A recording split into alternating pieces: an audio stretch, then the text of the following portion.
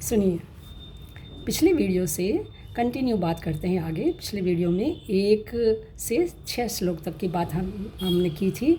7वें, 8वें और 9वें श्लोक में दुर्योधन स्वयं की सेना की बात कर रहे हैं और 10वें श्लोक में दुर्योधन के द्वारा भीष्म व भीम का नाम लेकर कही गई बात जरा विचार करने पर मजबूर करती है।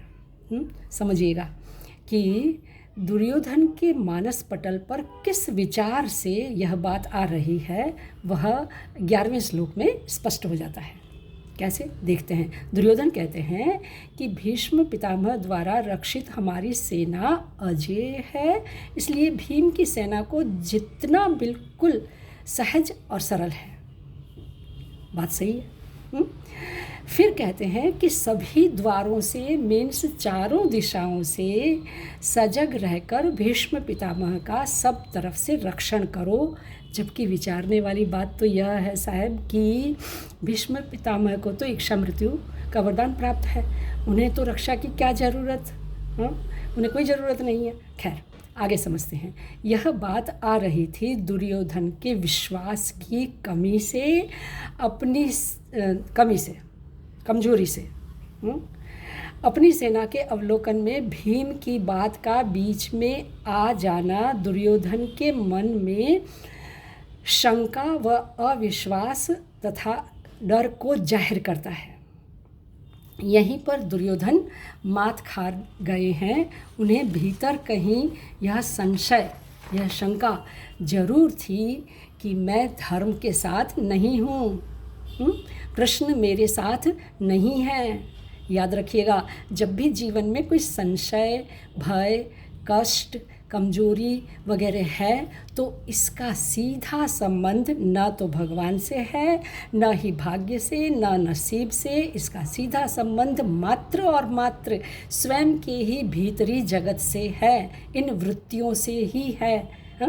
विचारने वाली बात है ना। ध्यान दीजिएगा, यहाँ दुर्योधन भी अपने ही मन की कमजोरी का शिकार है। समझिएगा, बीच बीच में योग्य तर्कों के द्वारा अपने मन मस्तिष्क का मसाज भी तो हमें करते जाना है। अर्थों को यदि अपने ही तरीके से समझना है तो लॉजिक को काम पे लगाना पड़ेगा। ये बात समझ में।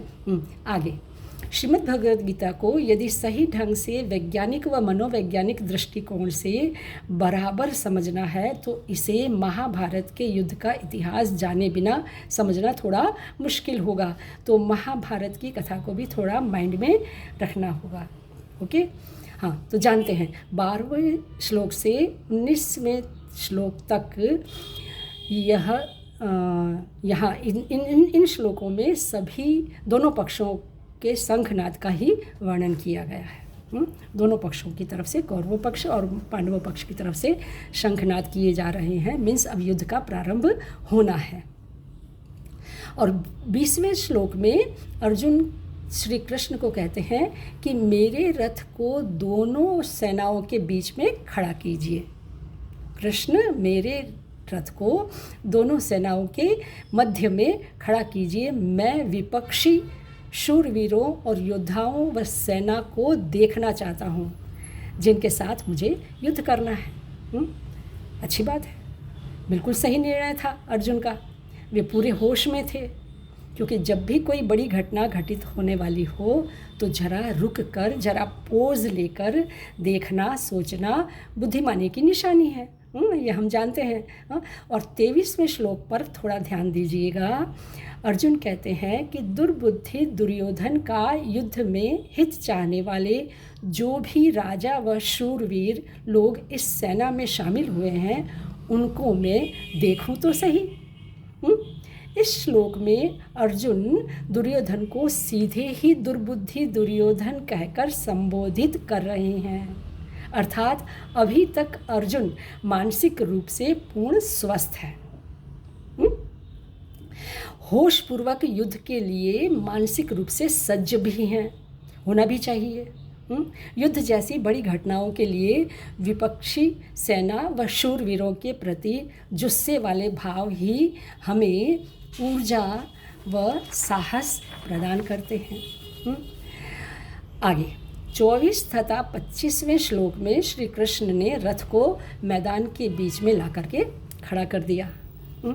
26 से 28वें श्लोक में अर्जुन द्वारा कौरवों की सेना का निरीक्षण हुआ, जहाँ उसे शूरवीर नहीं, समझिएगा, जहाँ देखने आए थे शूरवीरों को, योद्धाओं को, सेनाओं को, और जहाँ उसे शूरवीर नहीं सभी अपने सगे संबंधी, बड़े लोग, गुरु, रिश्तेदार, भाई, बंधु दिखाई पड़े।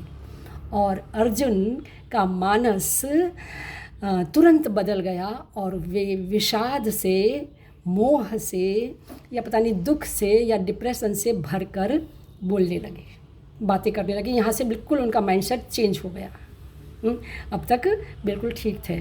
समझने वाली बात है कि ये भगवद गीता हमें किस तरफ ले जा रही है। हमें हमारे ही भीतर खड़ी हुई वृत्तियाँ, इमोशन और हमारे भीतर रहे हुए हमारे विचारों की उथल पुथल को ही सामने प्रदर्शित कर रही है। ठीक है, हाँ। तो इसके आगे के जो श्लोक हैं वह हम अगले वीडियो में लेंगे। तो इस चिंतन व मनन की यात्रा को बनाए रखिएगा। मैं तो यह कहना चाहूँगी कि आपको यदि इस यात्रा में रस पड़ता हो तो आप अपने ही जैसे जिज्ञासु साथीदारों तक पहुँचाने का कष्ट अवश्य करेंगे। ठीक है, इसे फॉरवर्ड कीजिएगा, सब्सक्राइब कीजिएगा, लाइक कीजिएगा और कमेंट्स कीजिएगा। मिलते हैं आगे के श्लोकों पर। ओके।